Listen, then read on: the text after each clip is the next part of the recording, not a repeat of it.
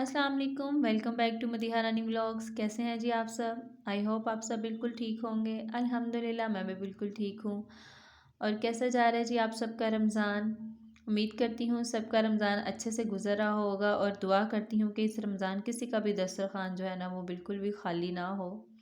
अल्लाह सब आप सब पर अपनी रहमतें और नेमतें जो है वो निछावर करे।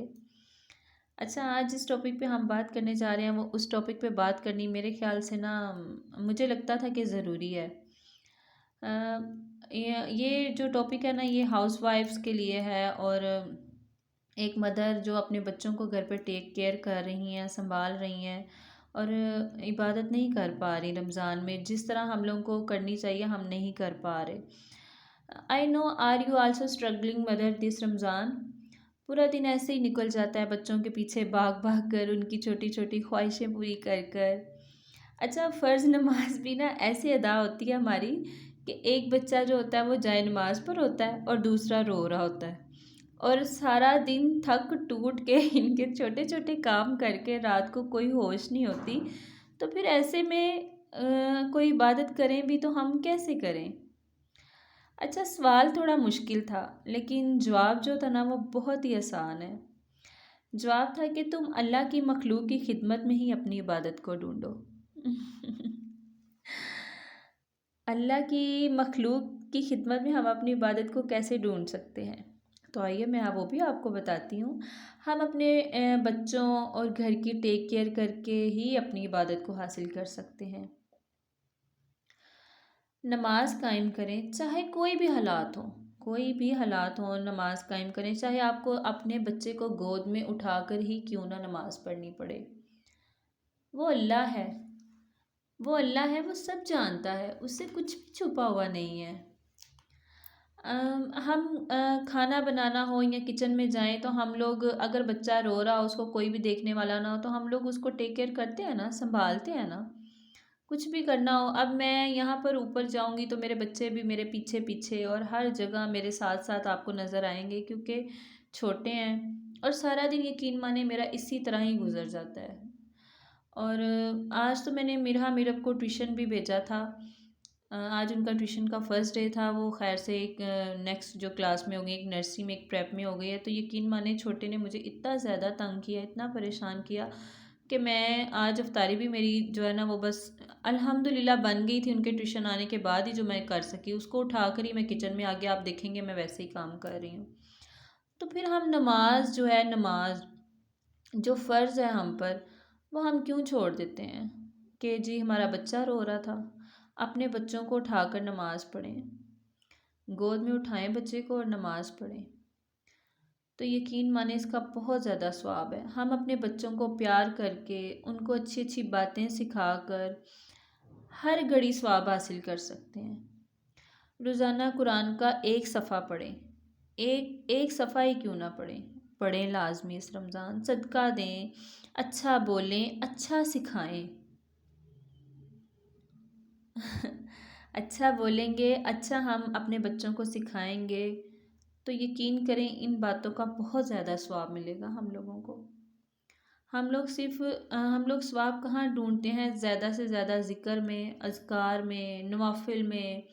और हमें होता है कि हम ज़्यादा से ज़्यादा जो है ना कर लेंगे, इबादतें कर लेंगे तो हमें बड़ा स्वाब मिलेगा। हम लोग रमज़ान जा रहा है, घर के काम है, बच्चे हैं और यकीन माने बाज़ टाइम तबीयत चिड़चिड़ी भी हो जाती है कि उधर से नमाज का टाइम हो रहा है, उधर से बच्चा रोना शुरू हो जाता है। लेकिन इस तरह नहीं करें।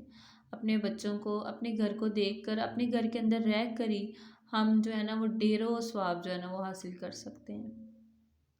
तो इस रमज़ान जो है ना इबादत को अपने घर से शुरू करें।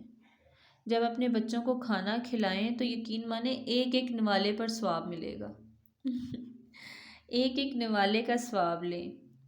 ज़रूरी नहीं है कि हमेशा हम डेढ़ों नवाफिल अदा करके या दो तीन दफ़ा कुरान पाक पढ़कर ही हम लोग इबादत कर सकते हैं। दो तीन दफ़ा कुरान हमारा ख़त्म होगा रमज़ान में तो वो बड़ा ज़रूरी है। अगर हम वो नहीं करेंगे तो बस जी होता है ऐसा। क्योंकि शादी से पहले हम लोगों की रूटीन कुछ होती है। हम लोग नमाज़ें, ज़िक्र, अज़कार बहुत ज़्यादा हो जाता है।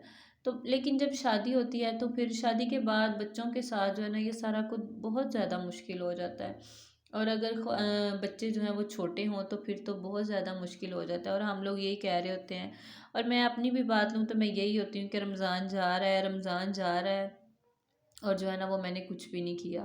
یقین مانے میں صبح اٹھتی ہوں، صبح سحری کے بعد جو ہے نا سحری کی ہے، تو میں آپ لوگوں کے ساتھ اپنی افطاری کی روٹین شیئر کر رہی ہوں۔ تو سحری کے بعد میں جو سحری کرواتی ہوں، صبح اٹھ کے سب سے پہلے تو میں نوافل ادا کرتی ہوں تہجد کے، کیونکہ اس ٹائم بچے سو رہے ہوتے ہیں اور ہسبینڈ پاس ہوتے ہیں، تو میں تہجد کے جو ہے نوافل ادا کر کے 3 بجے اٹھ کے تو اس کے بعد میں کچن میں چلی جاتی ہوں اور اپنی سحری کی تیاری کرتی ہوں، اور وہ لوگ کر کے ہم لوگ سحری ٹائم سے کر کے اس کے بعد میں بیٹھ کے جو میرے سے تھوڑا بہت ذکر اذکار اور جو بھی ہو جائے وہ میں کرتی ہوں، اور پھر نماز پڑھ کے فجر کی، اور فجر کی نماز بھی میں ایسے پڑھتی ہوں کہ میں پہلے 2 سنت پڑھتی ہوں اور اتنے میں وہ چھوٹا اٹھ جاتا ہے سیف اللہ، اس کو میں فیڈ کرواتی ہوں جا کے، اور جب وہ سو جاتا ہے تو فرض میں بعد میں دوبارہ پڑھتی ہوں، اور اکثر ایسا ہوتا ہے کہ سحری کے ٹائم ہی وہ اٹھ جاتا ہے اور میں سحری کے بعد اس کو پہلے فیڈ کرواتی ہوں اور اس کے بعد جا کے میں نماز ادا کرتی ہوں۔ لیکن ان بچوں کو ہم نہیں دیکھنا ہے، اپنے گھر کو بھی ہم لوگوں نے ٹیک کیئر کرنا ہے، تو ہم لوگوں کو میرا نہیں خیال کہ اتنا زیادہ پریشان ہونے کی ضرورت ہے، کیونکہ وہ ہمارا اللہ ہے، وہ رحیم ہے، وہ غفور ہے، وہ بہت زیادہ رحیم و غفور ہے، اور وہ سب کچھ دیکھ رہا ہے اور وہ سب کچھ جانتا ہے، اور اس نے خود ہی اللہ نے ہی کہا ہے کہ عورت اپنے گھر کو دیکھے، اچھا اخلاق جو ہے وہ اپنائے، اور اپنی جو مخلوق کی خدمت میں ہی اپنی عبادت کو ڈھونڈے، تو اپنی مخلوق ہماری جو ہمارے پاس ہمارے بچے، ہمارا گھر، ہمارا خاوند، ہمارا شوہر ہے، تو یقین کریں جب آپ اپنی زندگی کو عبادت بنا لیں گے نا، اپنی زندگی کو عبادت بنا لیں گے تو ہم لوگ کو جنت ضرور ملے گی انشاءاللہ۔ بس یہی تھا جی آج کا میرا ولاگ، اگر آپ کو میری باتیں اچھی لگیں تو پلیز میرے چینل کو سبسکرائب کیجیے گا، اور لازمی بیل آئیکن کو بھی پریس کیجیے گا۔ اللہ حافظ۔